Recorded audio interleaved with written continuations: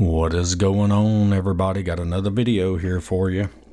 This is for Applied Calculus course. This is the second course. We have two of them. This is part 2, and this is differential equations. It's separation of variables. So let's see how we solve these things. So it says a differential equation of the form dy over dx is equal to g of x over h of y is said to be separable or to have separable variables. All right, so basically what we want to be able to do is whenever you have a differential equation, however it's written, it doesn't matter. We want to be able to get the dy with just the y terms and the dx with just the x terms. So you put the dy and the y terms on one side of the equal sign, the dx and the x terms on the other side of the equal sign. And if you can do that, then you can use this method, separation of variables. So let's look at some problems. All right, so let's take a look at this example here. We've got dx minus 4xy cubed dy is equal to 0. So let's see if we can get the x terms with the dx and the y terms with the dy. So let's move this term here to the other side. So dx is equal to 4x y cubed dy. Whoop. And so now what I'm going to do, I'm going to divide both sides by x. So that's going to give me 4y cubed dy is equal to 1 over x dx. I just wrote the y term on the left-hand side and the x terms on the right-hand side. I just like to do that. I like to have my y terms on the left, my x terms on the right. And now we just integrate. So when we integrate this is just the power rule, 4y cubed. That's just going to give me y to the 4th is equal to natural log absolute value of x plus c. All right, so as far as this one goes, you can leave the answer like that. I guess if you wanted to, you could say y equals the 4th root of that. Okay, but as far as this one goes, I'd just leave it like that. There's different ways that you can write these answers. The answers will look different, but they're correct. So I'll go over that. I'll go over that in another problem, and we'll take a look at it of different ways we can write the answers, but they're all correct. And I think it might be in this next example where I do that. So let's take a look at this. So what about this one? All right. So here, I guess maybe we'll move this term over and we'll leave the dy over here. So that's going to give me x squared plus 1 dy is equal to negative xy dx. So remember, we want to try to get the y term with the dy, the x terms with the dx. So here I'm going to divide both sides by y times x squared plus 1. And see what that does. That's going to cancel out. Let's see, let's do this. Let's do that in a different color. That's going to cancel out the y's, and here's going to cancel these out. And so I'm left with 1 over y dy is equal to negative x over x squared plus 1 dx. All right, so now we just we integrate. So you can see this one. This is natural log absolute value of y equals, and now I've got to integrate this thing. So let's just come over to the side. Okay, you may not have to show all this, but if you've got something like this where you got to use U substitution or some kind of method of integrating, parts or anything like that, go to the side and do it. So if we integrate x over x squared plus 1 dx, well, we would do what? Let u equal x squared plus 1. du is 2x dx. So we need to multiply by 2, multiply by half, and we can make our substitution. That's 1/2 times the integral.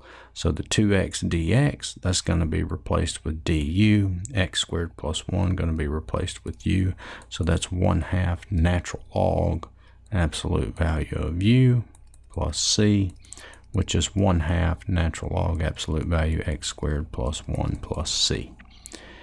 And so this is going to be negative 1/2 natural log absolute value x squared plus 1 plus c. All right, so this, this right here, this is an acceptable solution here. Okay, now let me show you another way to write the solution that it might be a little more preferred. If you're in my class, you can leave it like this. So you see how we got to this point here. So we could actually write natural log absolute value of y equals negative 1/2 natural log x squared plus 1 plus, okay, now for our constant, when we add the constant, remember this is just an arbitrary constant, so we could actually write our constant as natural log of, say, c1. Okay, that's how we're going to write that. And then what we could do is we could bring this term to the other side. So that's going to be natural log absolute value y equals, not equals, but plus 1/2 natural log absolute value x squared plus 1 equals natural log c1. And then if we multiply through by 2, we get 2 natural log absolute value y plus natural log absolute value x squared plus 1 equals 2 natural log c1. And so this is going to be natural log y squared plus natural log x squared plus 1 equals natural log c1 squared. All right, so now you might be thinking, well, what happened to the absolute values? Why did you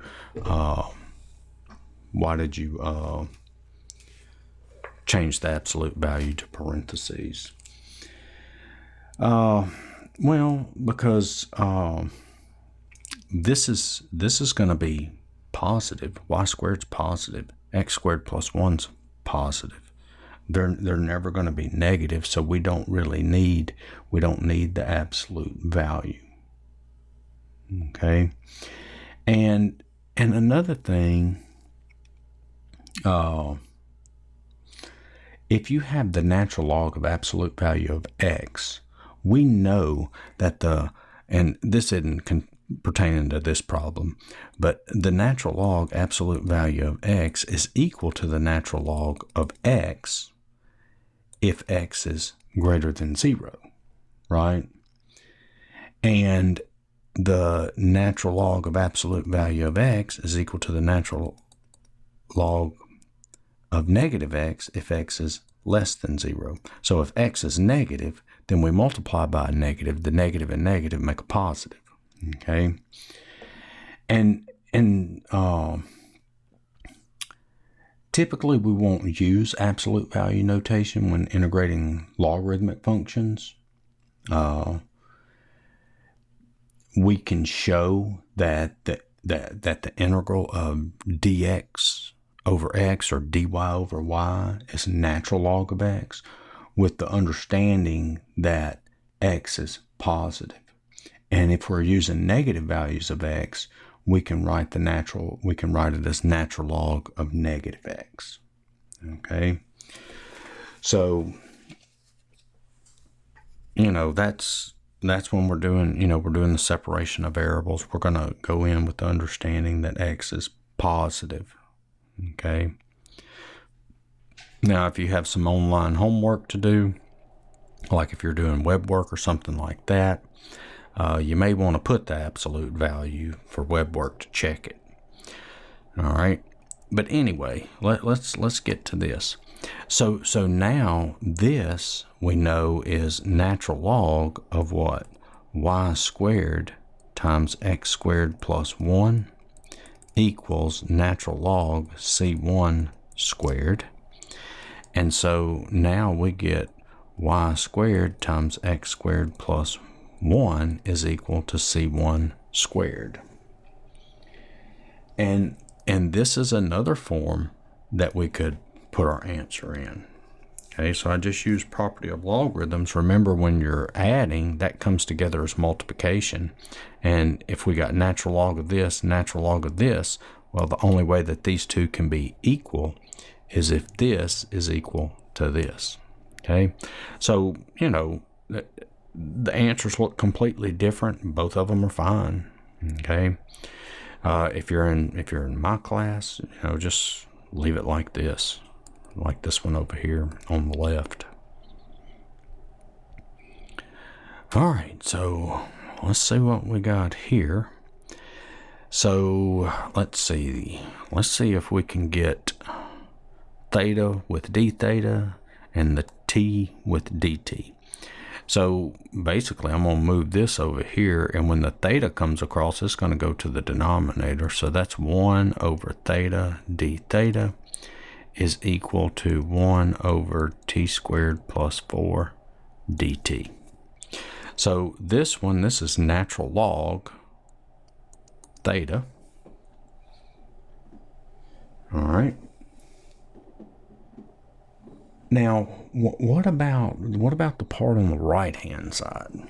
Well, you've got a property that says the integral of 1 over x squared plus a squared dx is equal to 1 over a times inverse tan of x over a plus c. And that's what we have right here. See, in this problem, a is 2. And so this is going to equal 1/2 inverse tan of x squared plus 4. And then, I'm sorry, what am I doing?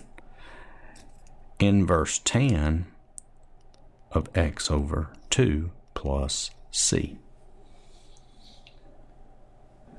All right, so I mean, as far as this problem goes, you could leave it like this, as far as I'm concerned, if you're in my class. Now, let's look at another way that we could possibly rewrite, or how we could possibly write this thing.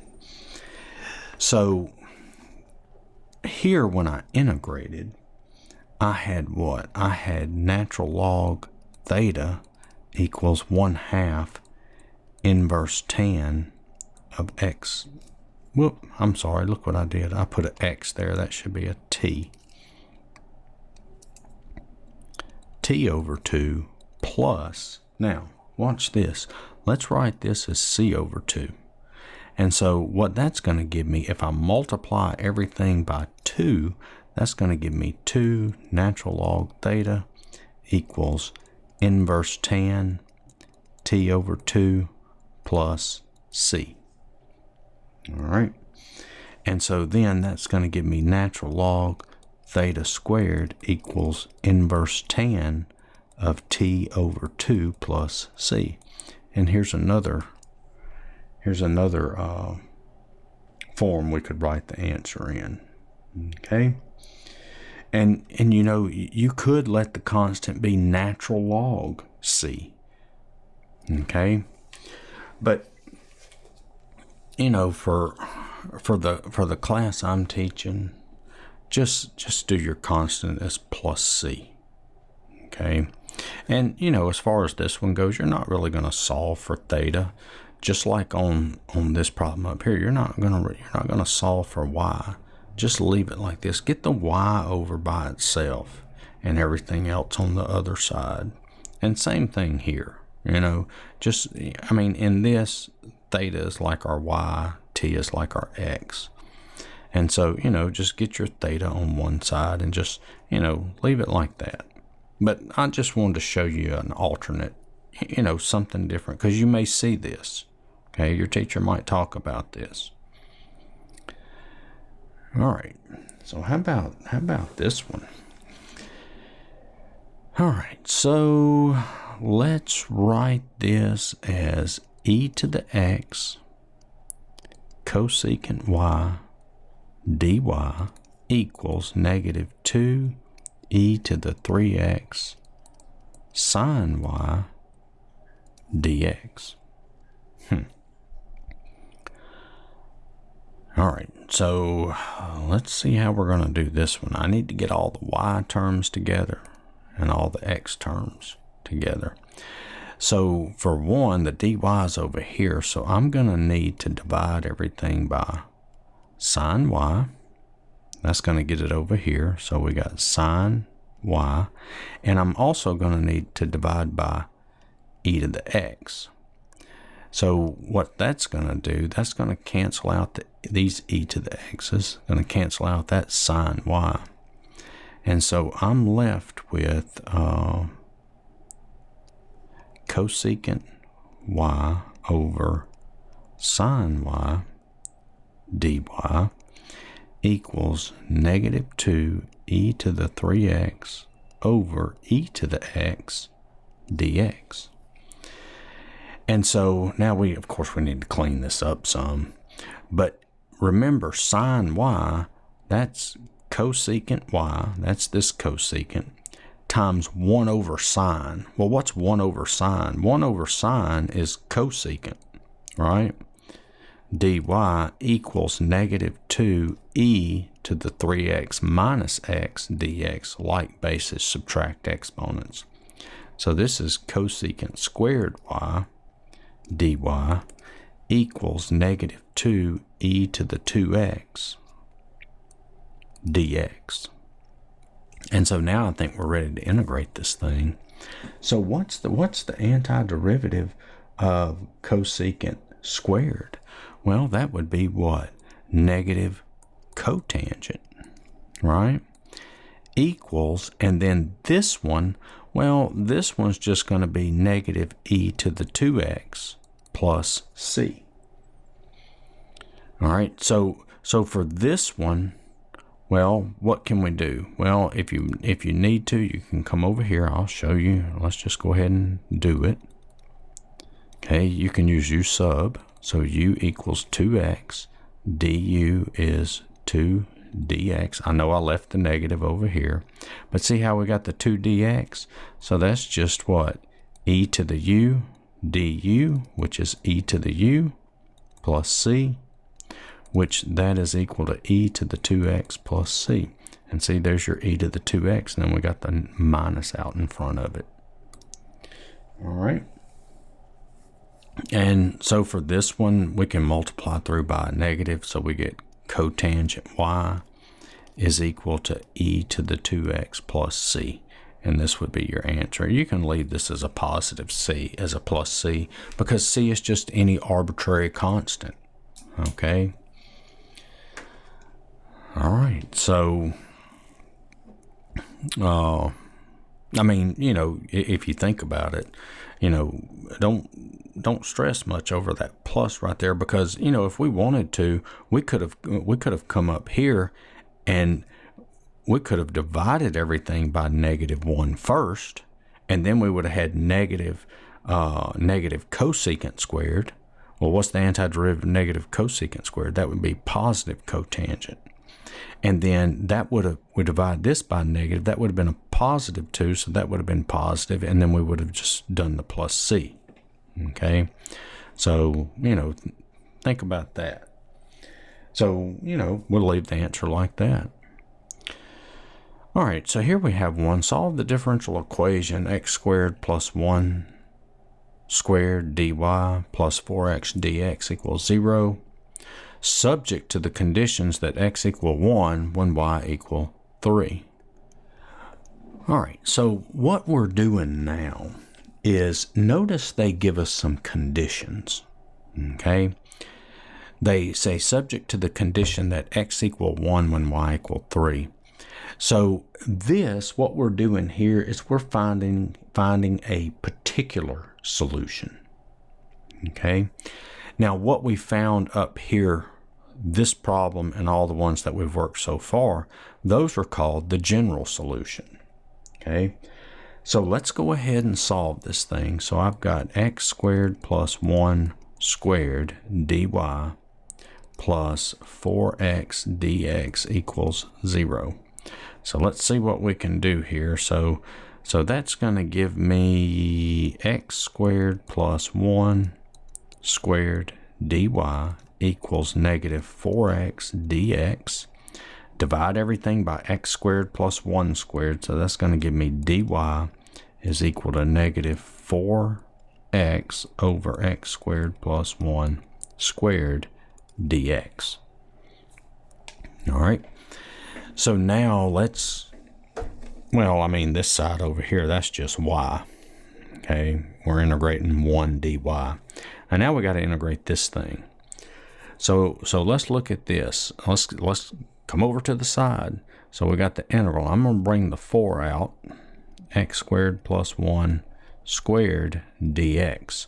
So this is u substitution. U is x squared plus 1. Du is 2x dx.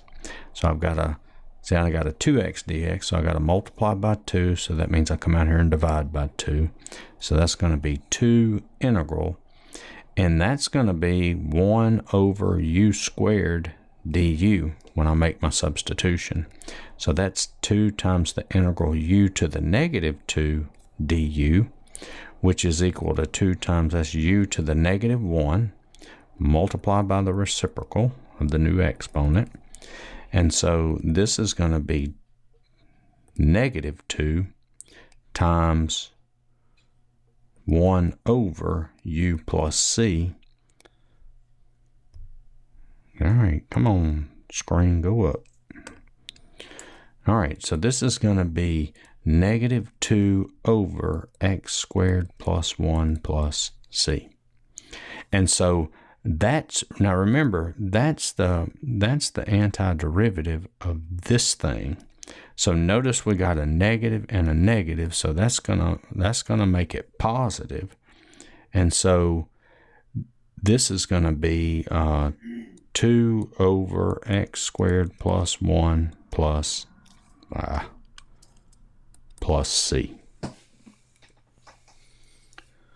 All right, so now what does it tell us? It says x is equal to 1, y is equal to 3. So what we do, we plug in the 3 equals 2 over 1 squared plus 1 plus c. So 3 equals 1 plus c. 2 over 2 is 1. So c is equal to 2. Okay. And so now we get our solution. Y equals 2 over x squared plus 1 plus 2. And this right here is your particular solution. And this one right here,